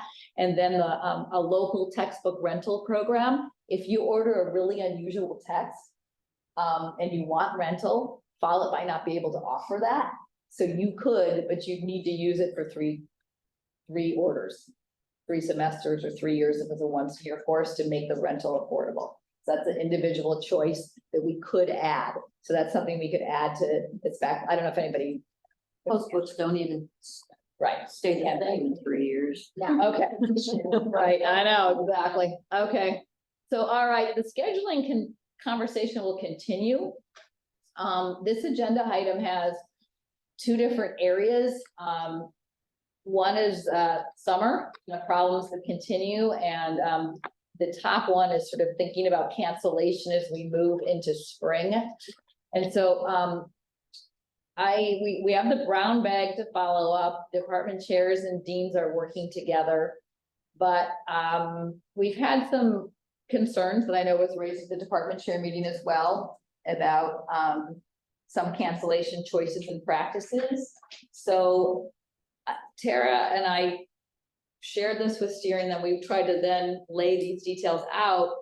And I think that faculty have been asking, and I don't expect you to be able to answer this now, Maria, but we are wondering, is there going to be a commitment to the face-to-face classes, or are you going to be holding them to the same standards as we try to rebuild? And then it might affect building choices about how many asynchronous online sections you build in. The other big question is this question about departments getting to fund some of their lower classes because they have such great fill rates. So where is that one? Here. To reward productivity in the department's primary offerings, to grant them some specialty courses. And that's tricky because we balance out courses that can't be larger, you know, labs and culinary and composition. And I'm not even sure we have enough classes that are at 35 or over to balance it if our schedule filled. Do we know that information yet, or do we know we don't? We already know that we don't have enough. The latter part of what you said is true. We do not have enough of the higher ones as it is. So that's a bigger question, obviously, for SEM and Ed Vision Plan and our planning, because we have productivity goals given our actual schedule that cannot be met. So we also don't want to lose our wonderful programs that are specialized and sometimes smaller at the majors level, because that's part of what makes us an amazing college and why the out of area people who come here do come here. So I guess to me, I think I've articulated that question. So faculty are sort of asking if you are ready, if that's gonna be at the departmental and dean level, if you have anything to share with that. And then for summer, the biggest issue we had, we were hoping for some shared guidelines about planning so that we don't have the million different start dates. One example would be like 8-week classes all anchored to the end, if you want to try that.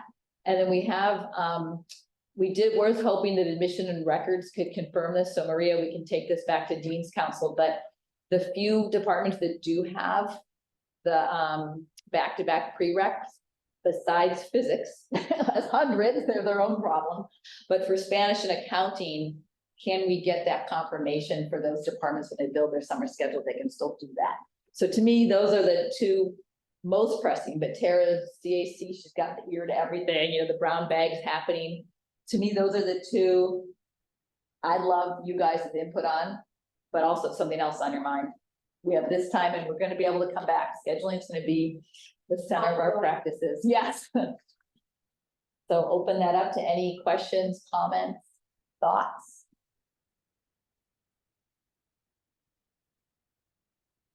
Okay, Yes, Kathy.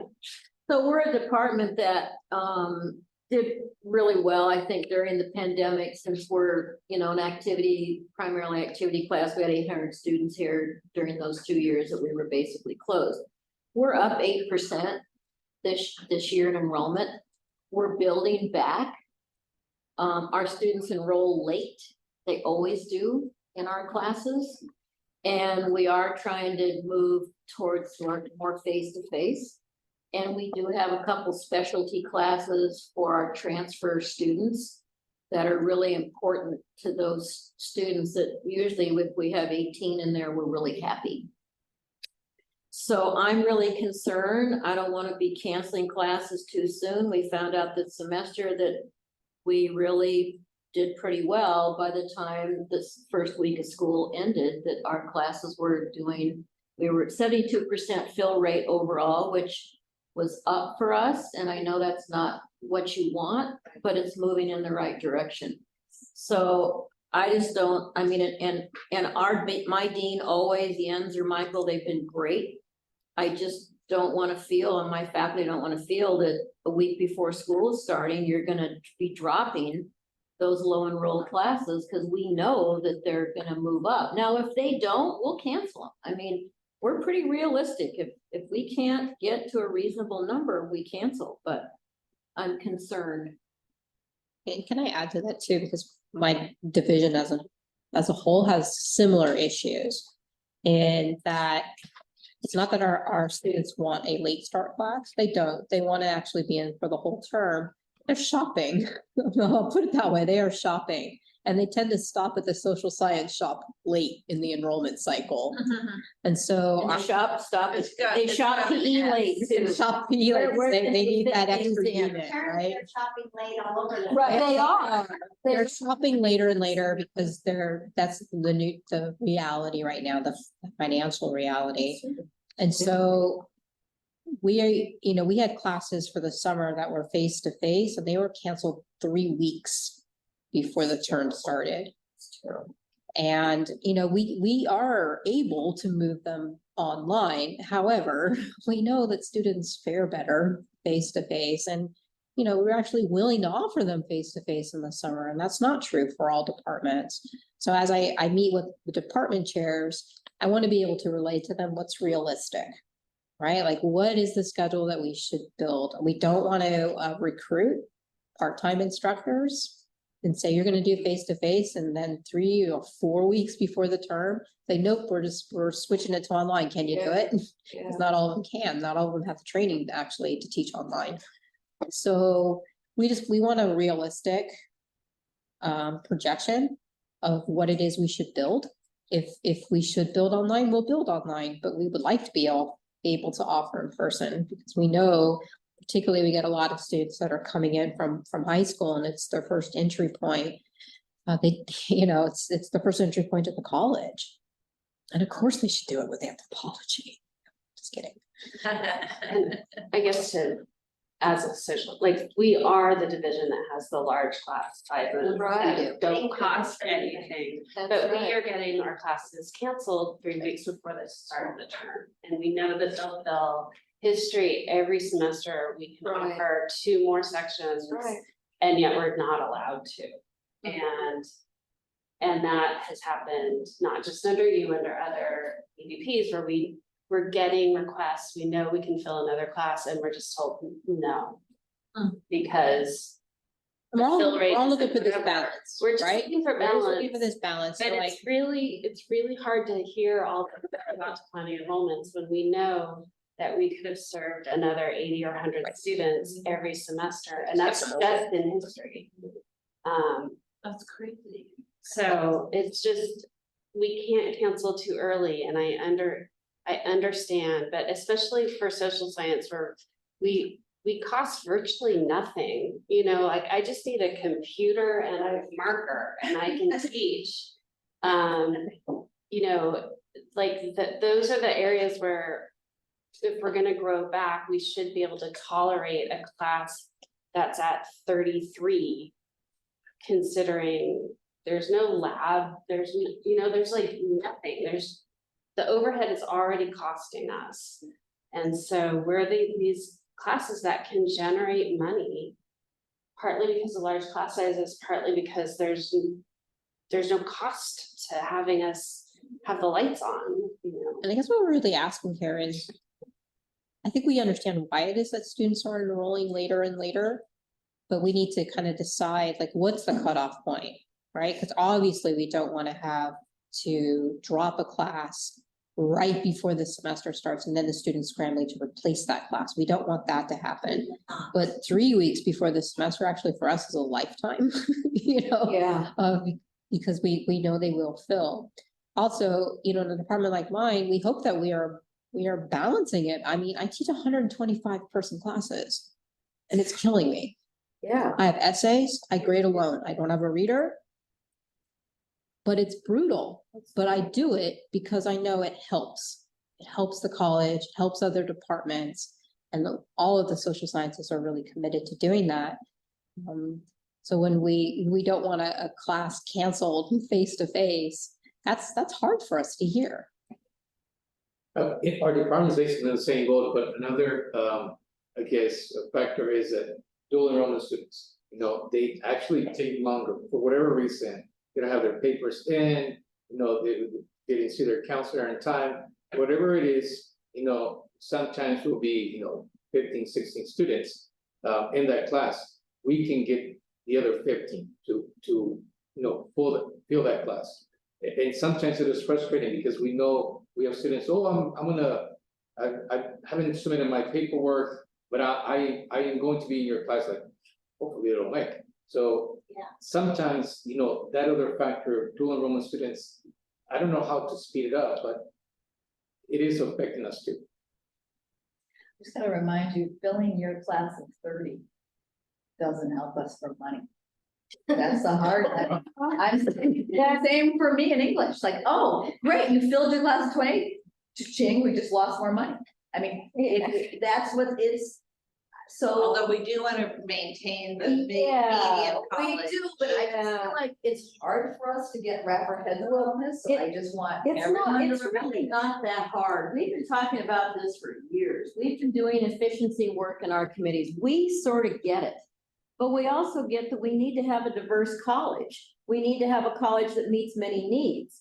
My ploy to get the late class start that we had to fight you about to get started late.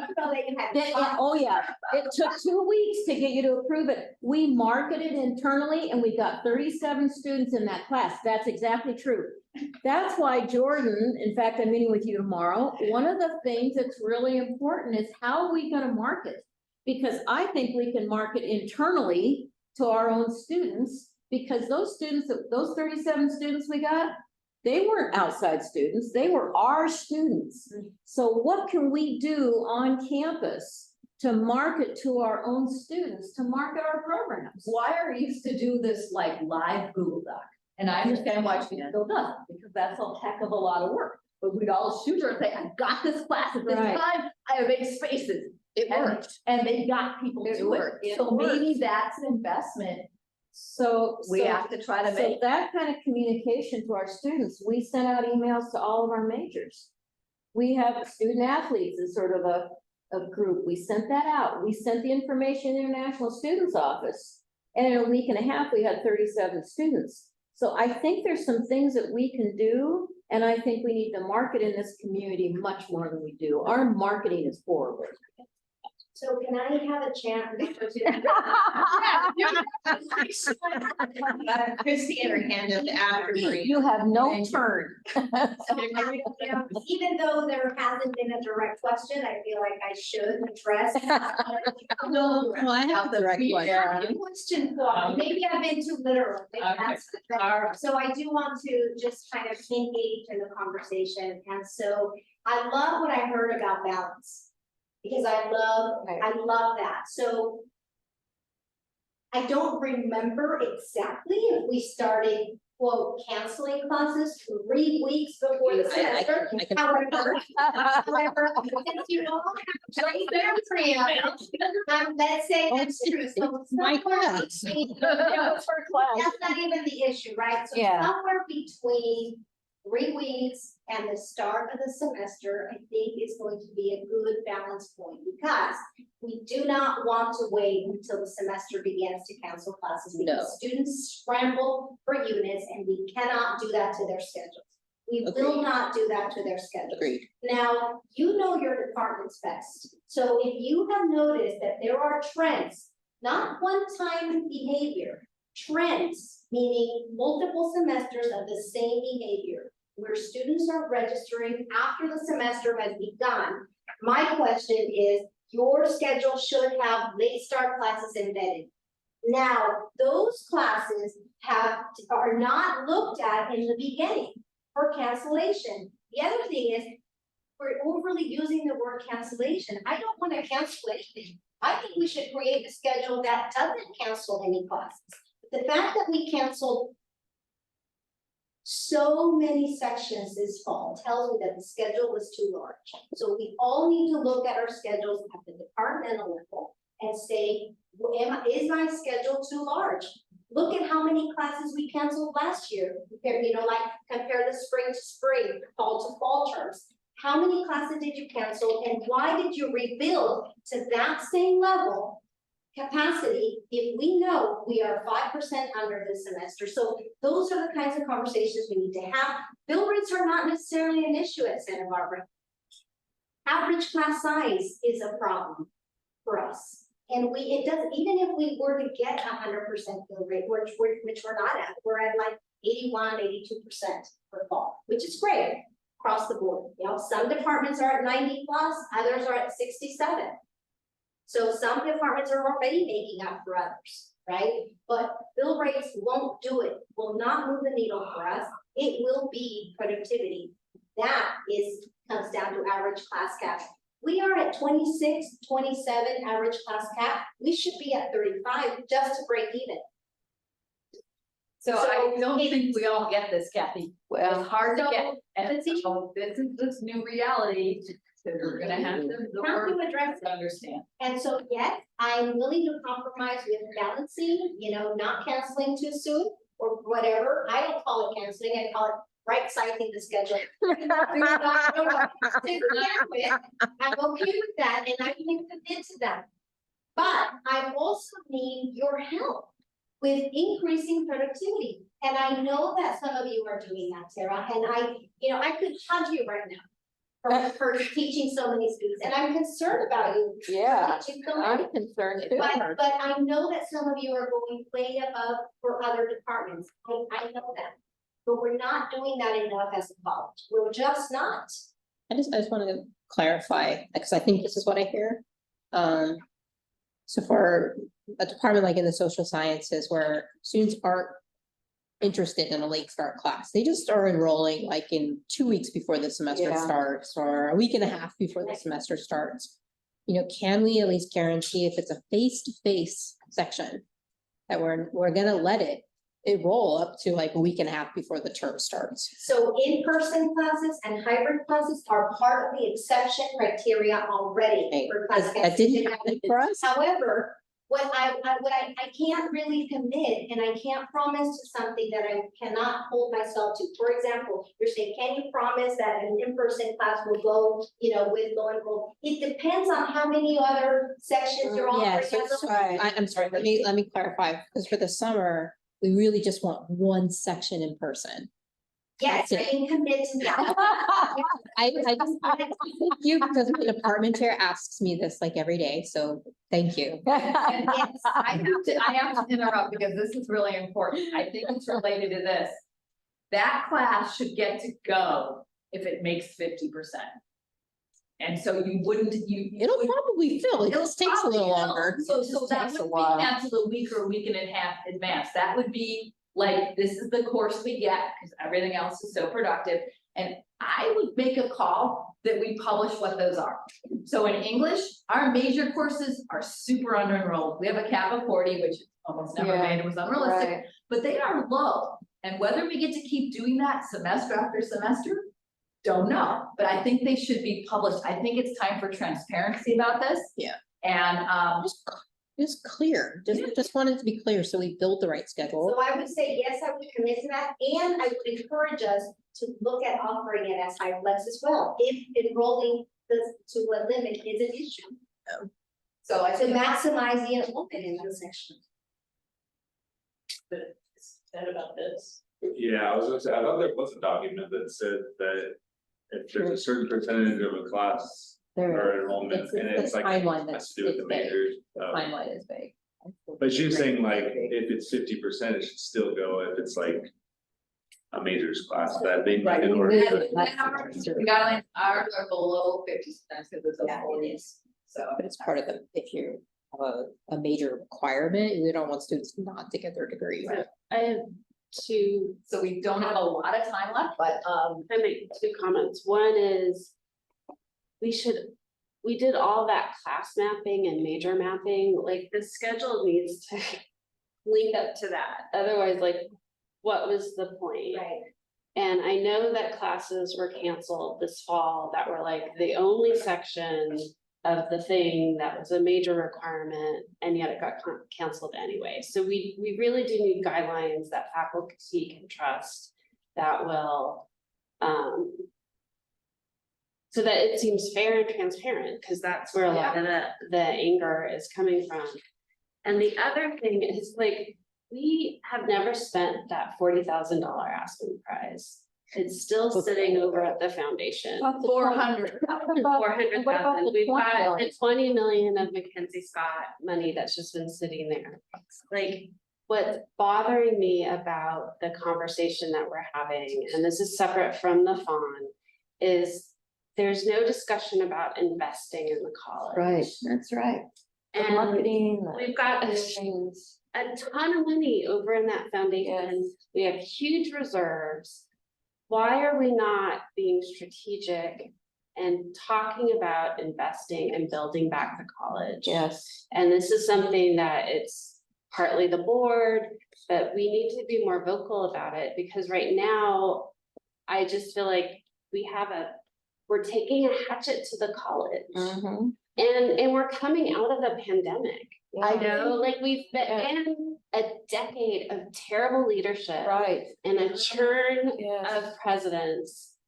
And now we're gonna like punish the faculty who've been the only thing that's been stable for a decade. And I'm have Jordan back on this one. Yeah, but I'm just saying, like, yeah, this is a big issue for us. my husband is a dean at UCSB, and I was out, and they know, they were like, the college used to be really great. Like, what the heck is happening over there? Yeah, really. And so we need to be talking about investing and rebuilding, and not just cutting and cutting and cutting. Yep. And so that's gonna be a future item. So Jordan, did you wanna, we gotta go, it's fine. I had a big smile on my face because I'm glad that you mentioned that, because we are thinking about how we look back, how we grow, how we be in the community and get back to where we can be.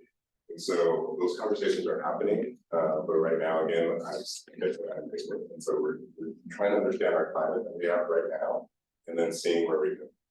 So thank you for that, because yes, this campus is gonna do a lot. We just need to start there. And then we can continue. So people can come to the brown bag. Yeah.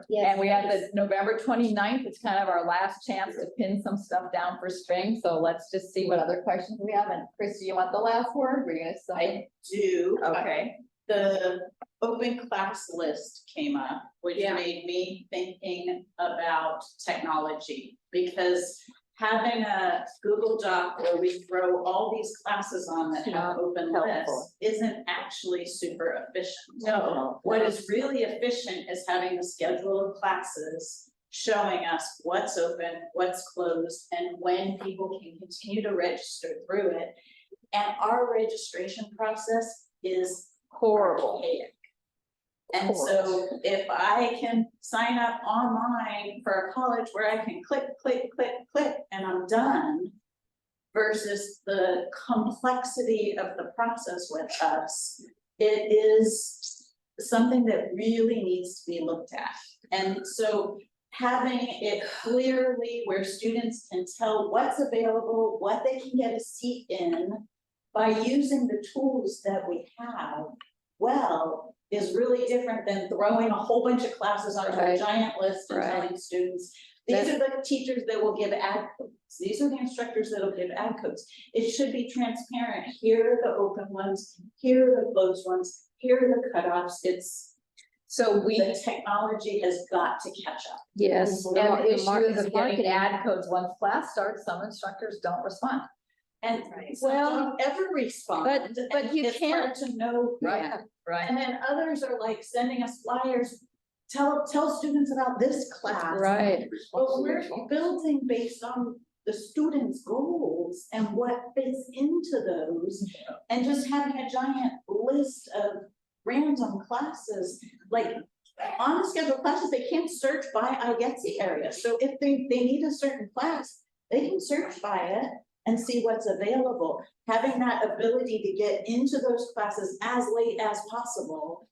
And so even the idea of maybe letting some places, letting students register into a class through the first week of class. Well, that's right, we do Not that. math, not science, but The state, the students do that. Okay, we're gonna bring this back. They're gonna get more time. to do this. And why can't Okay? they search for open classes? Why can't there be a link that just says, tell me all the open classes?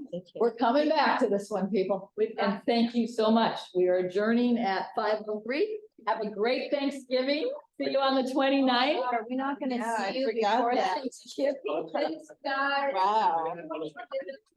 We really appreciate you. Bye.